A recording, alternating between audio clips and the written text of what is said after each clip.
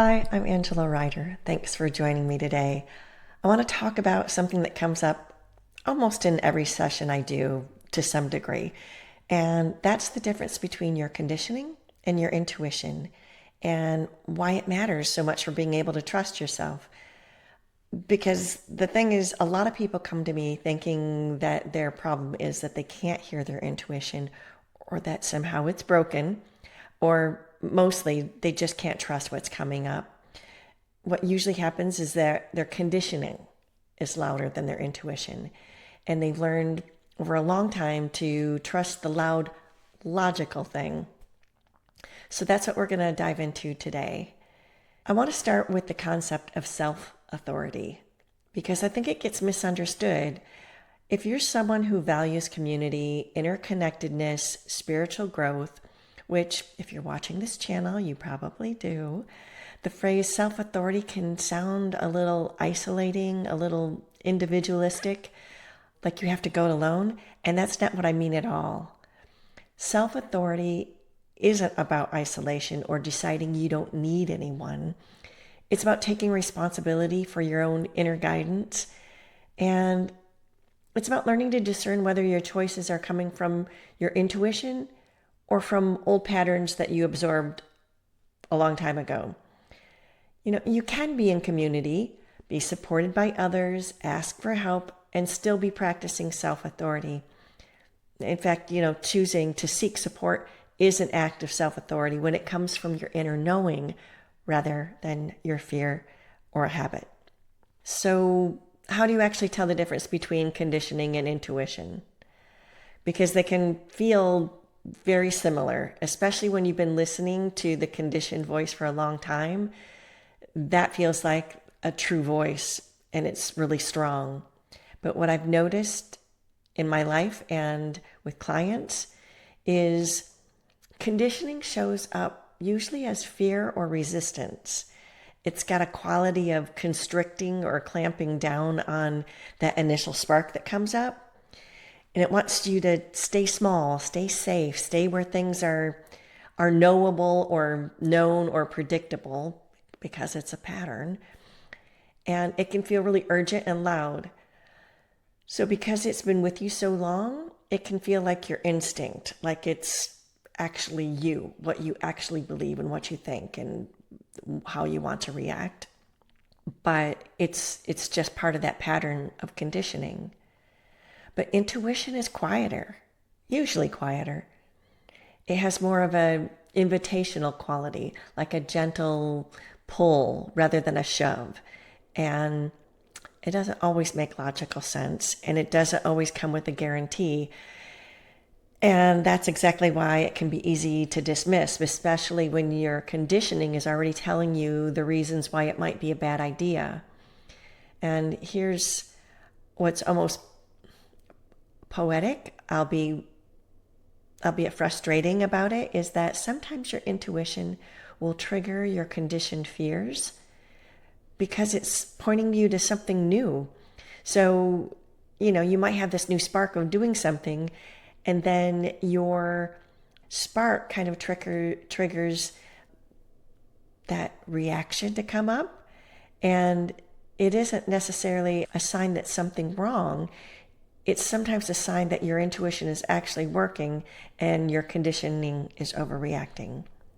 So what we want to look at is, instead of questioning the conditioning, is we've learned to doubt the intuition. And then that's how we end up spinning. And most of us look for clarity when we sense it's time to do something different, or when we're stuck and can't figure out why. Sometimes we can hear our intuition just fine. It is really clear. We know what it is saying, but we don't trust ourselves enough to act on it. So we ask other people, we run it by friends, family, maybe a practitioner or two or three, and we look for external validation for something that's already an internal process. And sometimes, not always, but sometimes, that process of seeking consensus actually pulls us further away from our own initial intuitive knowing. What we're really looking for most of the time is permission just to trust ourselves.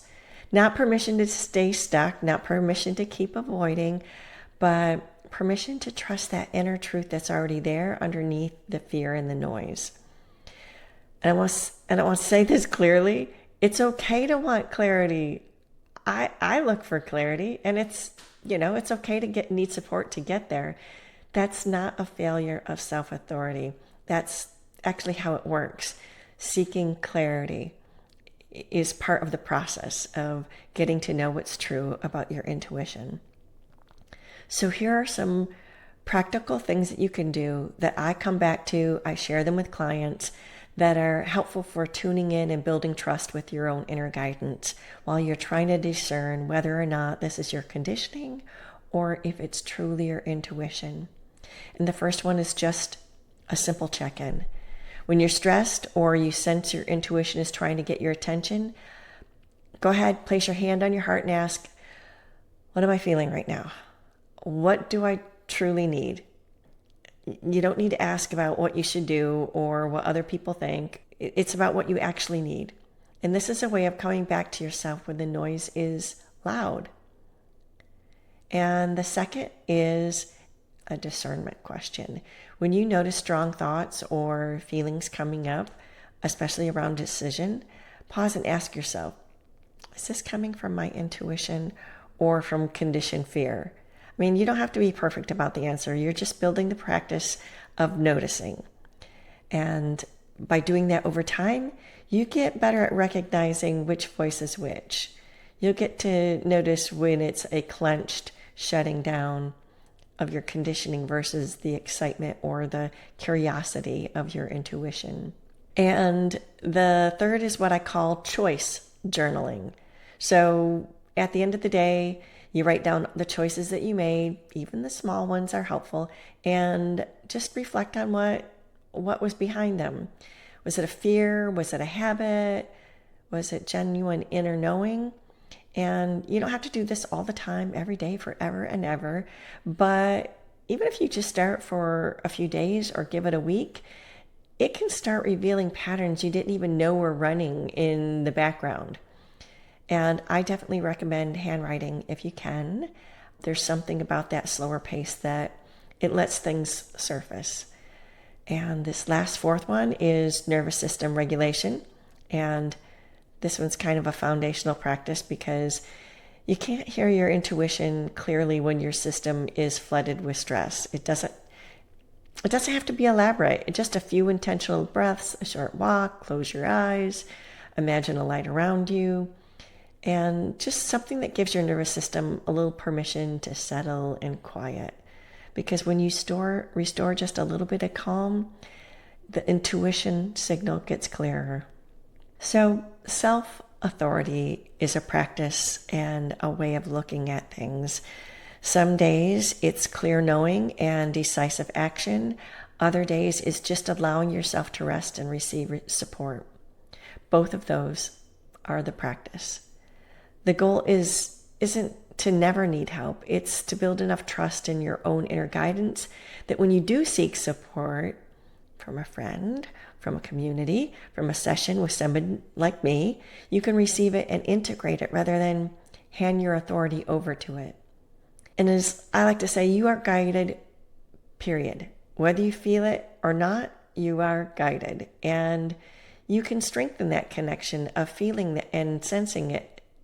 So if you want additional support, finding the signal through the noise and clearing some of the energetic and mental clutter so you can hear your own knowing more clearly, I do one-to-one sessions with clients, and the link is in the description, or you can go to AngelaRyder.com.